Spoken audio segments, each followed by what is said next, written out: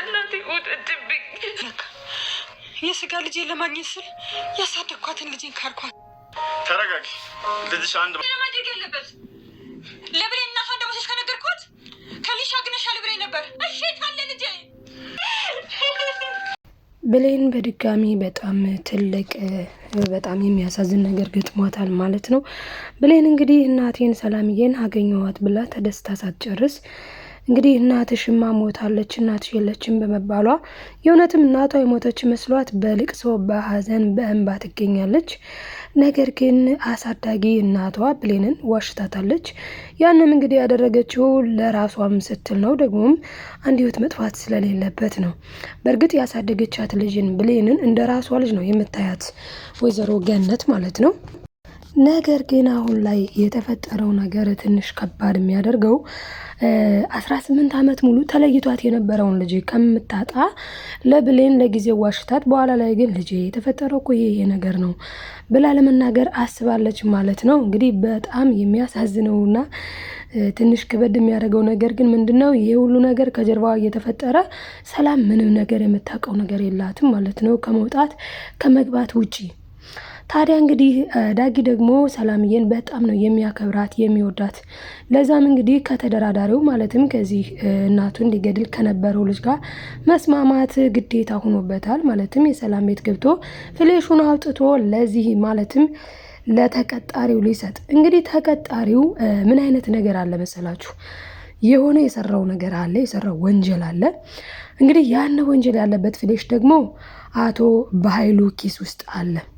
ስለዚህ ያንን ፍሌሽ እያሳየ ነው እኔ የምልህን ካላደረክ ይኸው እያለ እያስፈራራው ያለው። ስለዚህ ያን የሚያስፈራራውን ሰውዬ ደግሞ ለመበቀል ምን አይነት አማራጭ ነው የያዘው? አማራጩ አንድና አንድ ነው። እሱም ፍሌሹን አግኝቶ እስከ ዘላለሙ ድረስ ከበኃይሉ ማስፈራራት መውጣት ነው። እና ያ ፍሌሽ ሁለት አይነት ነገር አለው። አንደኛውና ዋነኛው እሱን ስለሚያስፈራራው አቶ በኃይሉን ለመበቀል ነው። ሁለተኛው ደግሞ አቶ በኃይሉ የሚዋረድበት ነገርም አለው። ስለዚህ ይሄ ልጅ ይህንን ፍላሽ አገኘ ማለት አንደኛ አቶ በኃይሉን ወደ ዘብጥያ ይጥለዋል፣ ሁለተኛ እሱም ደግሞ ከሚያስፈራራው ከአቶ በኃይሉ ያመልጣል ማለት ነው። ለዚህ ነው አሁን ላይ ዳግምን ያንን ፍሌሽ ካላመጣ እናትህን ልታገኛት አትችልም እያለው ያለው። ስለዚህ አሁን ዳግም ደግሞ ምንም አማራጭ ስለሌለው ፍሌሹን አምጥቷል ማለት ነው። ፍሌሹን አውጥቶ እንግዲህ ለዚህ ሰው እየሰጥቶታል። ይሄም ልጅ ወጣቱ ልጅ ማለት ነው። ከዚህ በፊት እንግዲህ ብሌንን ሊገድል አፍኗት፣ ያው አልሞተችም። ብሌንን እውነቱን ለመናገር ሞታለች ብሎ ነው እሱ ኦልሬዲ ብሌን ሞታለች ብሎ ነው ትቷት የሄደው። ነገር ግን አልሞተችም። ታዲያ ባለመሞቷ የተናደደው አቶ በኃይሉ በጣም ነው የተሳደበው። ይሄን ልጅ በጣም ነው የተቆጣው። እና በአሁኑ ደግሞ እንደባለፈው አይነት የግግማ ስራ እንዳትሰራ እንደገደልካት እርግጠኛ መሆን አለበት ብሎ ልኮታል። እሱም ደግሞ አይ እርግጠኛ ነኝ ሞታለች ብሏል። ነገር ግን አልሞተችም። ለምን? ወይዘሮ ገነትን መግደል አልፈለገም። ምክንያቱም የእሷ መኖር ለሱ ስለሚጠቅመው።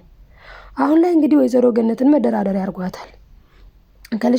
ከልጅሽ ጋር አገናኝሻለሁ፣ በስልክ ታገኘዋለሽ፣ ያለሽበትን አድራሻ ምናምን አወራለሁ ብትይ ወየውልሽ እንዳላት፣ እሷም እንግዲህ እሺ ብላ ልጇን ስላገኘች ብቻ በጣም ተደስታለች፣ በስልክ ስላገኘችው ብቻ። ገና ግን በአካል አሁን ላይ ልታገኘው ነው ማለት ነው። ይሄም የሆነው እንግዲህ በማስተዋል፣ አንዳንዴ ማስተዋል ጥሩ ነው። ይሄ ልጅ እንግዲህ ግደል ተብሎ ነው የተላከው።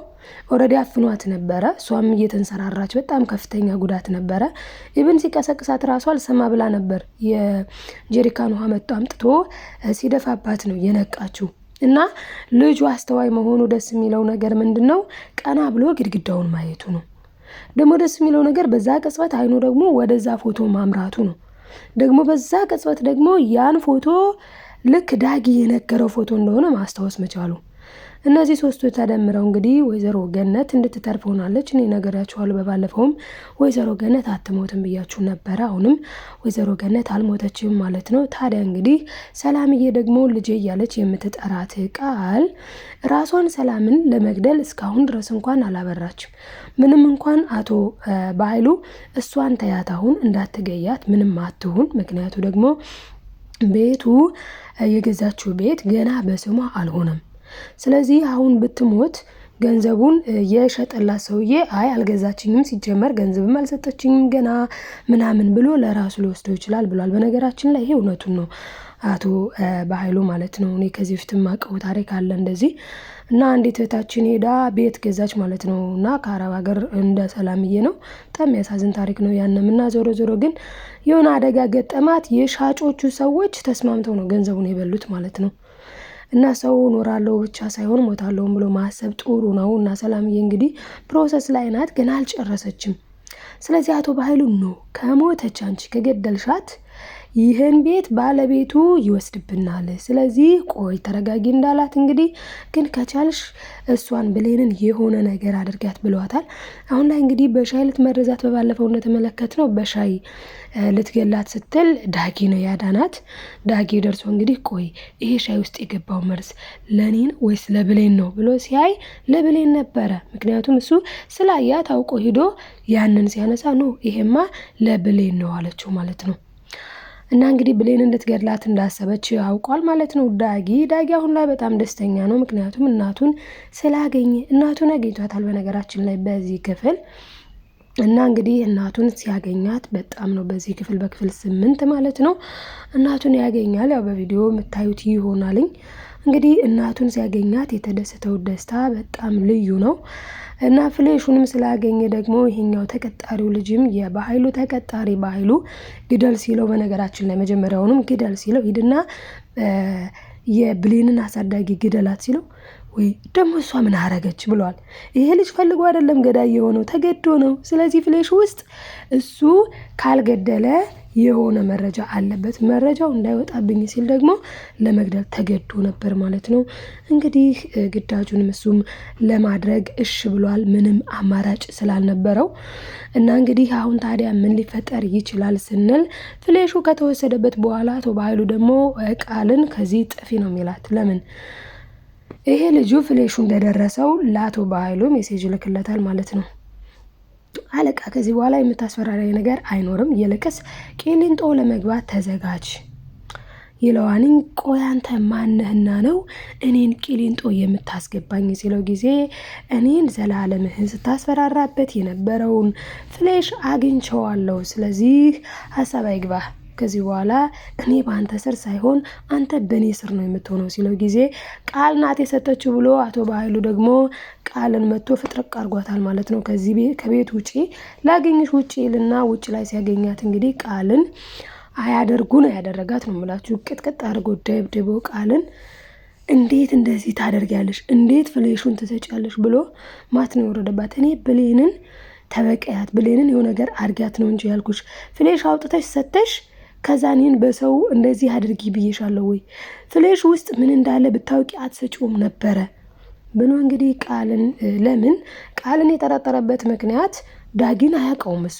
ለምን ዳጊን ረስቶታል አቶ በኃይሉ። ዳጊ እንግዲህ ድሮ ነው እኮ ከ18 ዓመት በፊት ማለት ህፃን ሆኖ ነው እሱም ተናግሯል። ላረባ ብር ብሎ ህፃናትን ለብረት ፋብሪካ የሚሸጥ ጥቅመኛ ነበረ በኃይሉ እና እሷ ያቀኝም እኔ ግን አውቀዋለሁ። ታዲያ በዛ ሰዓት እኔና እናቴን ለየነ። እኔና እናቴን ለይቶ እናቴ የት እንደገባች አላውቅም ብሎ ለዚሁ ለደብዳቤው ልጅ ሲነግር ሰምተናል። እንግዲህ ይሄ ልጅም ሄዶ ለወይዘሮ ገነት ማለት ነው ልጅሽን በስልክ ላገናኝሽ ነው የመጣሁት፣ በስልክ አገኙ።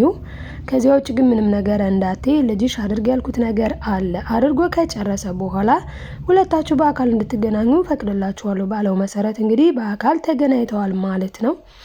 አቶ በኃይሉ ታዲያ ይሄንን ጉዱን ሁሉ አልሰማም። ማን እንደሰጠው ፍሌሹንም አላወቀም።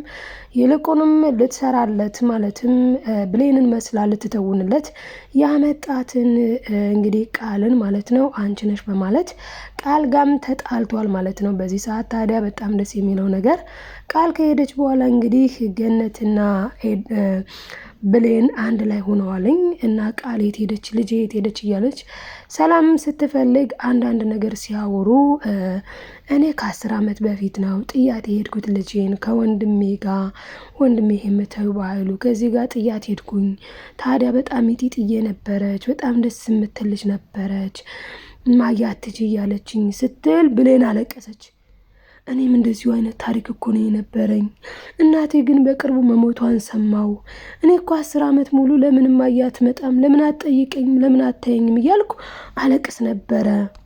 ታዲያ ሰሞኑን ግን ከትላንት ወዲያ ያን እያለቀስኩ የነበረ ጊዜ ትዬ እናቴ ጋር ልሂድ ያልኩት ጊዜ ሂጄ እናቴን ወላጅ እናቴን አፍቃኛለች፣ ወላጅ እናቴን ማግኘት ፈልጋለሁ፣ ካጠገቤ ያለች ይመስለኛል፣ ግን በቃ ላያት አልቻልኩኝም እያልኩ ሳስጨንቃት እናቴ ማፈላልጋ ለማገናኘት ነይ ካለች በኋላ ስሄድ ግን እናቴ እንደሞተች ነገረች ትላታለች። እና የሚያሳዝን ታሪክ ነው ያለሽ። እኔም ቃልዬን እንደዛ ህፃኑና ነበረ ጥያት ሄድኩት ትላለች። በነገራችን ላይ ግን ሁለቱም ሲተቃቀፉ እናትም ሰላምም ልጇ ትመስላታለች፣ ብሌንም እናቷ ትመስላታለች። ያው እናትና ልጅ ስለሆኑ ማለት ነው። በስተመጨረሻ እንግዲህ ያው እናትና ልጅ መሆናቸውን እንደሚያውቁ እርግጥ ነው። ለጊዜው ግን ገና ነው ማለት ነው። እንግዲህ ዳጊና እናቱ ግን ተገናኝተዋል። ይህን በጣም ደስ የሚል ነገር ነው። ከ18 ዓመት በኋላ አንድ ሀገር እየተኖረ በጣም እኮ ነው የሚገርመው። እና ደስ ይላለኝ። ስለተገናኙ ደስ ያላችሁ ላይክ አድርጉ ማለት ነው። ሰብስክራይብ ያደረጋችሁ ቤተሰብ ያልሆናችሁ ቤተሰብ ሁኑ። መልካም ጊዜ ይሁንላችሁ ውድ ቤተሰቦቼ።